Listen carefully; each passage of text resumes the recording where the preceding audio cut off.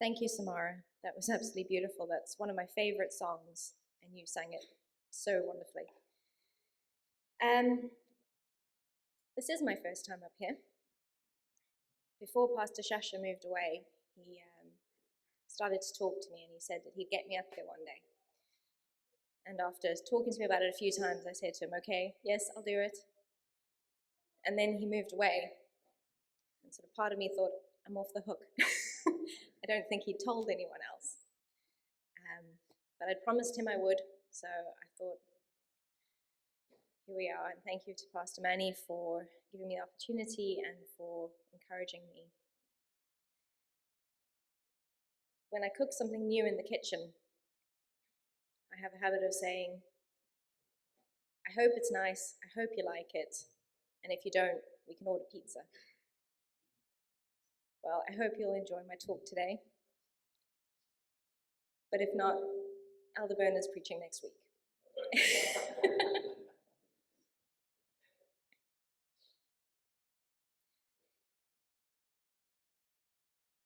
I want to talk to you about God's love. I want to talk about how he shows us his love in such unimaginable ways. You've heard the expression, you couldn't write it, which usually refers to a story that's true, where the details are so unbelievable that if it was packaged up and sold as a fictional novel, no one would buy it. Again and again in Bible stories, we see examples like this, where if we didn't know it was God, we would just think it was crazy. And I think that these things are, God moves in these ways, not only to show the depth of his love for us, but so that it can't be explained away easily by nature or anything else that we understand, but that we can see it is truly the hand of God. We see Elijah call down fire to light the offering on a sodden altar.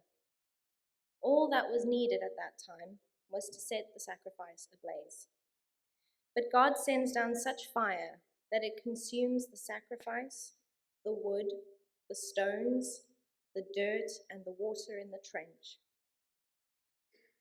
I know that this list is working from the top down, but I feel like it's in the wrong order. The fire consumed the sacrifice. Okay. It consumed the wood. All right. Some dirt and some water that was around. Okay, I've seen fire evaporate water before. But the fire consumes the very rocks that the altar was built from. I've seen fire melt metal before, but I've never seen it do more than make a mark on stone. The priests of Baal couldn't even get a sizzle. As our Gen Zs would say, I think God was definitely flexing. We see Shadrach, Meshach, and Abednego saved from the fiery furnace, a furnace so hot that the men who threw them in fell down dead. Not only do they emerge unburnt, unsinged, with their eyebrows intact, but the ropes around them are gone, and they don't even smell like smoke. Anyone who's spent more than a few seconds near a campfire will know how impossible that is. We see 600 chosen chariots, followed by all the remaining chariots of Egypt, horsemen, captains, soldiers, the priests of Egypt, and the king Pharaoh himself descend upon the Israelites' camp. They're trapped, surrounded by impassable mountains on one side, hemmed in by the Red Sea in front, and the approaching Egyptian army behind them. Some cry out to the Lord for deliverance. Most cry out to Moses and complain, oh, that they had stayed in Egypt. Even after the great display of God's love and protection shown in their last few days as slaves in Egypt, the Israelites still lack faith. But God does not give up on them. He does not leave them to be slaughtered or recaptured by Pharaoh. Now the pillar of cloud which has been guiding them and shading them from the desert sun moves again. It rises up to the heavens, passes over the Israelites, and descends, settling as a wall between them and the Egyptian hordes. No longer able to make out the Israelite camp, the Egyptians are forced to stop. As night draws in, the protective cloud of wall on the Israelite side becomes a bright light that shines like day. Let's pause here for a moment. The pursuing army is halted. Moses and his people are safe. How many ways could God have dealt with the Egyptians? He's just sent 10 plagues their way. He's shown by the death of all the firstborn that it would be no difficulty to take them all out right there, right then. The great pillar of fire could simply have moved across the army. An earthquake could have opened up the earth, taking the army down into the depths. But no, God tells Moses, "Raise up your staff, hold out your hand, divide the sea, and you will cross on dry ground." Imagine the light from the pillar of fire dancing on the waters as they rise up to form walls on either side of a wide, dry path. I think that even the youngest children would have remembered that crossing, would have remembered their mum and their dad saying to them, "We can walk through these waters. God has prepared the path. God will keep us safe." And if there was any doubt that this miracle was for God's chosen people, the waters fall back when the Egyptians follow. The next morning, armored soldiers can be seen on the shores, their chariots at the bottom of the sea. What problem can we bring to the Lord that he cannot conquer? What corner can we back ourselves into from which God cannot create a safe, wide, dry path? Let us not grumble and complain like the people did to Moses, but take our problems to the Lord. He is waiting to help us and to guide us. Later, we see thousands of people gathered to hear Jesus speak. They're so enraptured by what they heard that they listen for hours without even thinking of sitting down to make themselves more comfortable. A young boy in the crowd was so eager to hear every word that he didn't notice a grumbling stomach, and his packed lunch goes untouched. At last, with the sun sinking in the west, the disciples urged Jesus to rest, to send the people away to find food and rest themselves. Most had not had anything to eat since morning. But Jesus did not want to part from the crowd. "You feed them," he told the disciples. What an impossible task. They didn't have the supplies. They most certainly did not have the funds. And there were no shops nearby with the capacity to feed, to provide the quantity that they would need to feed that many people. A modern loaf of bread has about 24 slices in it. To give 5,000 people one slice each, you would need 208 loaves. At the co-op down the road, the cheapest loaf costs 95p.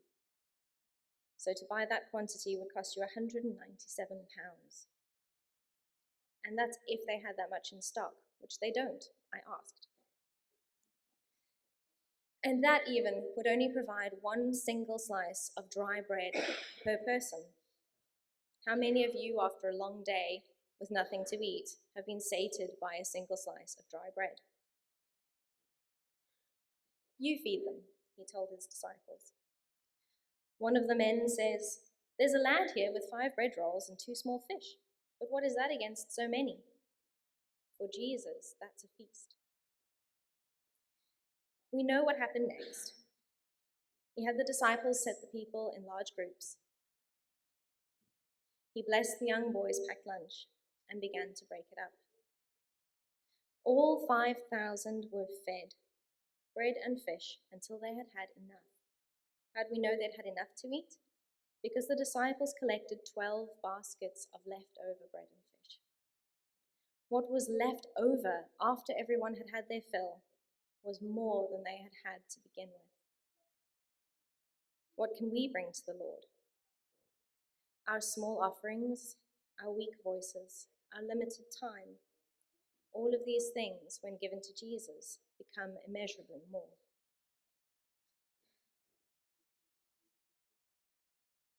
Lastly, we travel back. We see a luscious green garden. trees, flowers, fruits beyond our imagination. The most beautiful and perfect woman to ever have walked the earth has a conversation with the serpent. Just like that, sin enters the world. It doesn't look much different to begin with. The woman and man are a bit embarrassed, shy around each other for the first time. But God knows what will happen. He knows how sin will corrupt everything good and pure that He has created, how it will put an end to the peaceful existence that He had planned for us in the Garden of Eden. What is required to get rid of sin? Simple. God created the garden, Adam and Eve, even the serpent. With words He spoke the world into being. With a single word, He could have stopped it. He could have erased it as if it had never been. But no.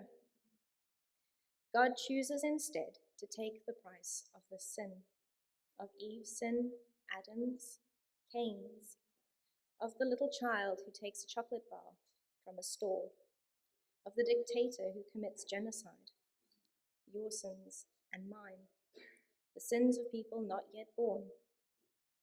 The weight of all this sin is placed on His one and only Son, who willingly pays the price at Calvary. When eradication was warranted and deserved, because of His love for us and His desire to spend eternity by His side, He gave immeasurably more.